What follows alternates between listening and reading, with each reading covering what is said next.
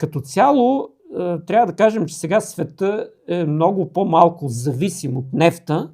отколкото е бил, например, по време на първата голяма нефтена криза 1973-1974 година, когато арабски държави спират доставките за Запада,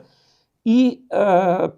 отколкото през 79-80 година, когато кризата идва от Ислямската революция в Иран, която спира въобще добива на петрола, защото има стачки.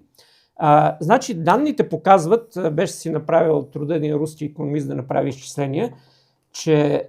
79-80 година, когато се покачват цените на петрола, целият петрол, който е потребяван в света, възлиза някъде като сума, като стойност на около 7% от световния брутен вътрешен продукт. А към днешна дата, ако погледнем, това е някъде около 2%.